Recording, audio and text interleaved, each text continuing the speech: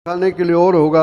इसलिए कहा जाता है नेता के लेख भी दिखाने वाले दांत अलग होते हैं और खाने वाले दांत क्या होते हैं, अलग होते हैं।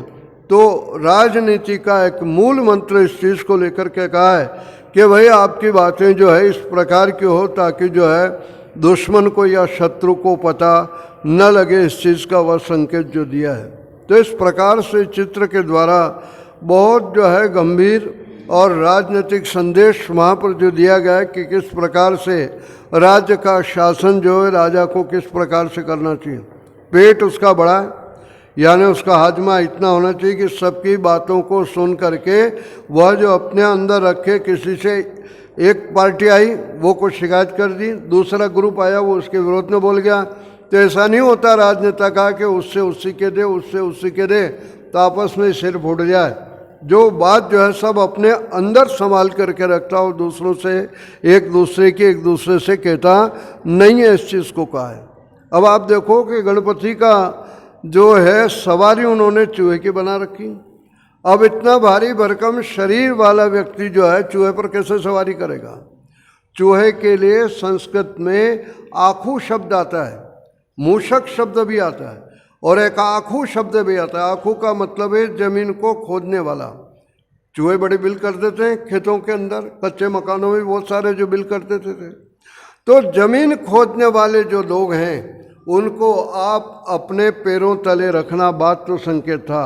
माने देश की जो बड़ी बड़ी प्रतिभाएं हैं, जो जमीन खोदने वाले माने भूगर्भ के जानने वाले हैं, बड़े बड़े वैज्ञानिक हैं जो इस बात का पता कर रहे हैं कि कहाँ जमीन के अंदर सोना है, कहाँ पर तांबा है, कहाँ पर लोहा है, कहाँ कोयला है, कहाँ पर तेल है, पेट्रोल है, डीजल कहाँ पर है।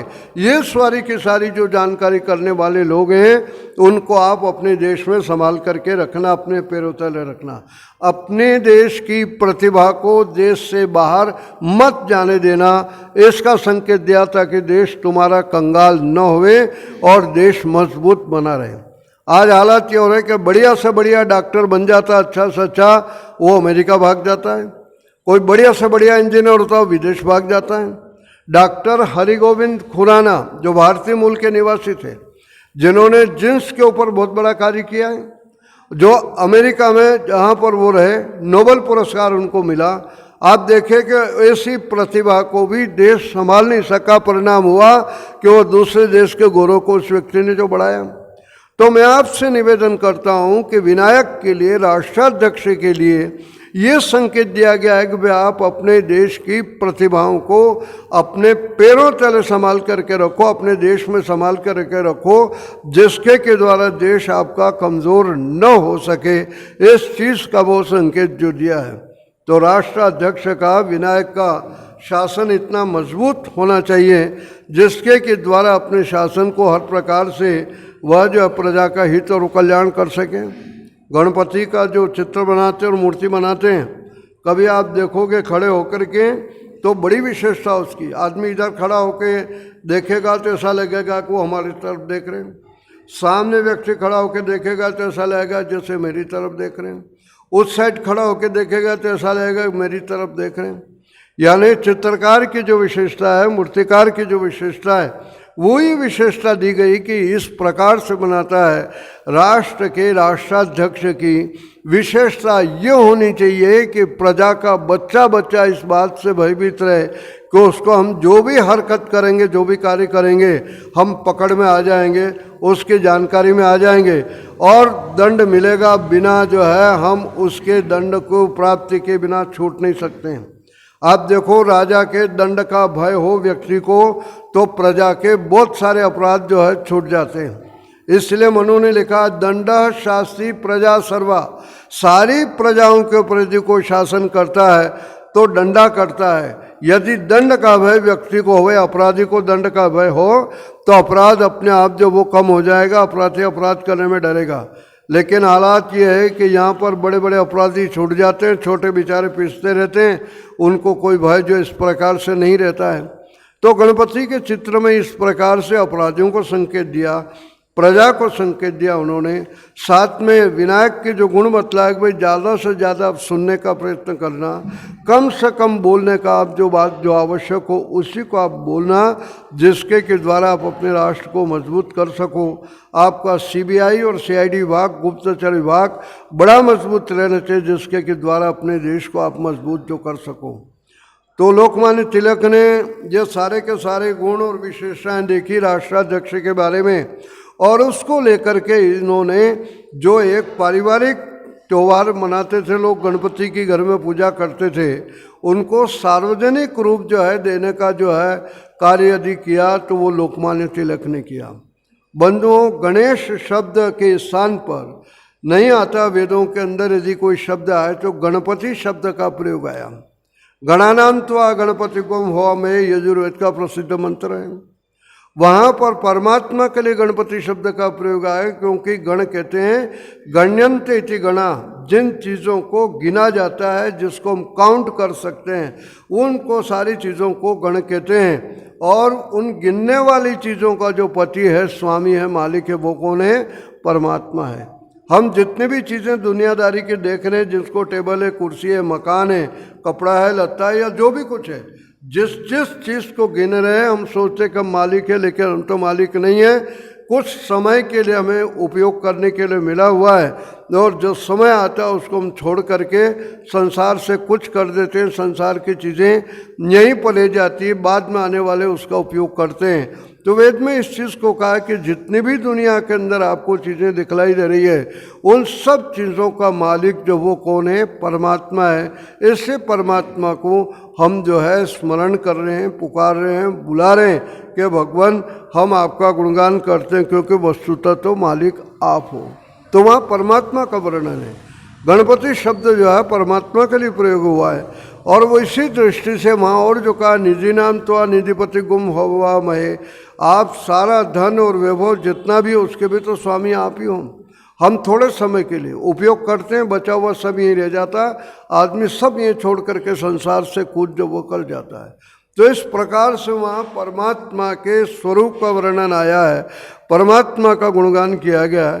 पुराणों में गणपति को लेकर के बड़ी बेहूदी बातें जो इसके अंतर्गत आई हैं। एक समय ऐसा रहा अपने यहाँ पर कि हमारे शास्त्रों में, हमारे ग्रंथों में जो है पौराणिकों ने, वाम मार्गियों ने बहुत मिलावट कर दी, इतनी मिलावट कर दी जिसका आप आश्चर्य करोगे, इतनी बेहूदी और गंदी बातें भी डाल दी। महर्षि दयानंद लिखते हैं कि वेद व्यास और उनके शिष्यों ने मिलकर के महाभारत जो ग्रंथ बनाया 10,000 श्लोकों का बना। विक्रमादित्य के समय वो 20,000 का हो गया। भोज के पिता के आयु के समय 25,000 का हो गया। भोज लिखते हैं मेरी आयु मैंने जब भोज 50 वर्ष से लगभग हुए होंगे, तब तक महाभारत में 30,000 श्लोक मिलने लगे। और आज आप आश्चर्य करोगे, महाभारत में 1,00,000 श्लोक मिलते हैं। कितने मिलते हैं? 1,00,000 मिलते हैं। यानी 10% श्लोक तो व्यास और उनके शिष्यों के हैं, और 90% श्लोक जो है बाद के लोगों ने मिला दिया।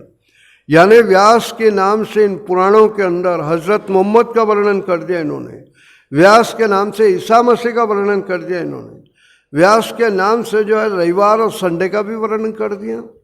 भविष्य पुराण में लिख दिया गया कि रविवार को संडे कहेंगे आगे चल करके, रविवारे च संडे च फल्गुनी च फरवरी षष्ठी शिक्षति जया तद उदाहरणम ईदृशम। यानी आने वाले समय, जैसे व्यास जी पढ़ा रहे हैं कि आने वाले समय में रविवार को संडे कहेंगे, फल्गुन महीने को फरवरी कहेंगे, 60 को 60 कहेंगे। यानी इस प्रकार से वर्णन किया गया, जिसके मन में आया संस्कृत में श्लोक बना दिया। आप देखो जहाँ परमात्मा का वर्णन आ रहा, गणपति के नाम को लेकर के महाभारत में तो यह आता है कि जब व्यास जी महाभारत लिखने लगे तो उनको लिखने की आवश्यकता पड़ी। गणपति को लेकर कहानी आती है, लिखने की आवश्यकता पड़ी, कोई क्लर्क चाहिए, लिखने वाला चाहिए। उनको कोई लिखने वाला नहीं मिला, क्योंकि इतना बड़ा महाभारत लिखना था। तो वहाँ गणपति के बारे में कहते हैं कि मैं लिखने को तैयार, ऊपर एक शर्त है, मैं रुकूंगा नहीं। आप श्लोक बोलते जाओगे, बिल्कुल रुकोगे नहीं। तो व्यास जी घबरा के कि ये तो गणपति है, तुरंत लिख लेंगे और मेरे को सोचने का तो समय चाहिए। तो वहाँ पर कहानीकार क्या लिखता है कि व्यास ने भी एक शर्त लगा दी कि आप उसी श्लोक को लिखोगे जिस श्लोक का अर्थ समझ जाओगे। बिना अर्थ समझे श्लोक को लिखोगे नहीं लिखोगे। तो गणपति ने मान ली। तो फिर क्या हुआ कि व्यास जी जो है क्या करते थे, 4-5 श्लोक तो सीधे सीधे सरल सरल लिखा देते थे जितना उनको आता। गणपति जी फटाफट फटाफट लिखते जाते। जब व्यास को लगता कि मेरे पास सोचने का मसाला नहीं रहा, टाइम नहीं है, तो व्यास क्या करते थे, कठिन श्लोक लिखाते। तो कठिन श्लोक को समझने में गणपति को क्या करना पड़ता, थोड़ा समय लगता। वो थोड़ा समय लगता उनको समझने में, तब तक व्यास जी क्या करते थे कि 5-7 श्लोक और बना लेते थे। इस प्रकार से उन्होंने महाभारत की रचना की और गणपति ने लिखे। इसलिए महाभारत के श्लोकों को क्या कहते हैं, समास और व्यास शैली। व्यास शैली का मतलब सीधे सीधे श्लोक, और समास का मतलब जिसमें 3-4 शब्दों को एक बड़ा शब्द बना दिया, कई विभक्तियों की विभक्ति बन गई, क्लिष्ट बना दिया ताकि उसको समझने में ज़्यादा लगे। ये तो एक ही हुआ गणपति को लेकर, कहानी बता रहा हूँ आपसे। दूसरा ब्रह्मवैवर्त पुराण के अंदर आता है कि पार्वती के लड़का पैदा हुआ। अब बच्चा बड़ा सुंदर सा है, उसको देखने के लिए जो है सारे देवी देवता जैसे बच्चा देखने आ जाते हैं। तो शनि देवता है, गुड़िया सुन, शनि देवता है, तो उस बच्चे को देखने की बजाय जो वो सिर नीचा करके खड़े रहे। पार्वती ने कहा बच्चा देखने आया हो तो बच्चे को देखो ना। तो शनि देवता ने कहा कि नहीं नहीं मैं देखूंगा तो इस बच्चे का अनिष्ट हो जाएगा, बच्चे का अनिष्ट हो जाएगा, बच्चा देखना, और बच्चे नहीं देख रहे। वो जिद करती रही। परिणाम हुआ कि शनि ने जब उस बालक को देखा तो उसका सिर धड़ से क्या हो गया, अलग हो गया। पार्वती रोने लगी, परेशान हो गई। फिर शिव जी ने आकर के देखा है कि वो सिर तो अलग हो गया, वो तो जुड़ नहीं सकता। एक हाथी का बच्चा सो रहा था, दक्षिण की तरफ पैर करके उन्होंने उसका सिर काटा और उसके ऊपर लगा दिया, और ये गणेश जी बन गए। और साथ में पार्वती को वरदान दी जाए कि इसकी सब देवताओं से पहले पूजा होगी, इसलिए सबसे पहले गणपति की पूजा होती है। ये सी बेवकूफ़ियों वाली, सुनो इधर कहानी है जो दी हुई। और एक और कहानी शिव पुराण में बड़ी विचित्र लिखी हुई। शिव पुराण की रुद्र संहिता में कुमार खंड है, वहाँ इस बात को लिखा है कि शिव जी तो गए हुए समझा लेने के लिए जंगल के अंदर, पार्वती को स्नान करना था। तो सोचा कि घर में कोई घुस जाएगा, मैं नहाऊंगी, स्नान करूंगी। उस समय उसने क्या किया, अपने कान में से थोड़ा मेल निकाला, और कान में से मेल निकाला और उसका पुतला बनाया, उसको फूंक मारी, ये गणपति तैयार हो गए। और उससे कहा बेटा दरवाजे पर रहना, दरवाजे पर घर में कोई आवे नहीं, मैं स्नान करने जा रही हूँ बाथरूम। वो स्नान करने चली गई, और स्नान करने जब चली गई इधर से शंकर भगवान आ गए। जब शंकर भगवान आ गए वो घर में घुसने लगे, दरवाजे पर उसने रोक दिया कि नहीं अंदर नहीं जा सकते हो। तो आज तुम कौन हो? तो कहा कि मेरी माँ स्नान करी, आप अंदर नहीं जा सकते हो। शिव जी को बड़ा गुस्सा आया, कौन व्यक्ति है बड़ा नालायक, मुझे मेरे घर में जाने से रोक रहा है। तो वहाँ पुराणकार क्या लिखता, गप मारने वाला, 1-2 साल नहीं, दिव्य सहस्र वर्ष पर्यंत, यानी हजारों साल तक उन दोनों में लड़ाई होती रही, कुश्ती होती रही, जिसमें शिव में और गणेश जी में। और तब तक हजारों साल तक वो नहाती रही बाथरूम में जाकर। घर के दरवाजे पर झगड़ा हो रहा है, मारपीट हो रही है, धक्का मुक्की हो रही है, चिल्लमपो हो रही है, और जो बाथरूम में नहा रही उसको पता ही नहीं लग रहा हजारों वर्षों तक। जब जो है देखा शिव जी ने के काबू नहीं आएगा, अपने फरसे से उसका सिर काट दिया, अंदर घुस गए। पार्वती नहा ही रही थी, उसने कहा तुम कैसे आ गए? तो कहा कि ऐसे ऐसे मैं आ गया। वो बड़ी नाराज हो गई भगवान शिव से, और कहा कि मेरे बेटे को जिंदा करो वरना तुमसे बात नहीं करूँगी। तब क्या करें? तो शिव जी घूमे, एक नदी का नाम दिया वहाँ पर, एक हथिनी बच्चे की तरफ पीट करके सो रही थी, यानी इस माँ को अपने बच्चे की कोई चिंता नहीं। तो उस बच्चे का सिर काटा और सिर जो है गणेश जी के ऊपर लगा दिया, समझ रहे हो। और साथ साथ में जो है गणेश जी जिंदा हो गए, और पार्वती को वचन दिया कि सारे देवी देवताओं से पहले यदि पूजा होगी तो तेरे बेटे की होगी, उसके पहले किसी की पूजा नहीं होगी। तो आप देखते हो अपने यहाँ विवाह हो, शादी हो, कोई भी काम हो, पूजा पाठ वगैरह, तो पहले किसको बिठाते हैं? गणपति को बिठाते हैं, गणपति की पूजा होती। तो ये ऐसी ऐसी कहानियाँ पुराणों में उठपटांग, जिसका कोई लेना और देना नहीं है।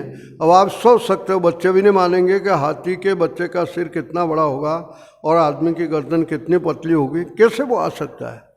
तो इसको लेकर के वाममार्गियों की चालाकी थी, विधर्मियों का ये दोष था, और ना समझी में लोग इसको समझते नहीं हैं। और श्री दयानंद और आर्य समाज इस चीज़ को कहते हैं कि भाई ये कार्टून है, ये कवियों की भाषा है। जिस प्रकार से महाराणा प्रताप को लेकर वल्लभ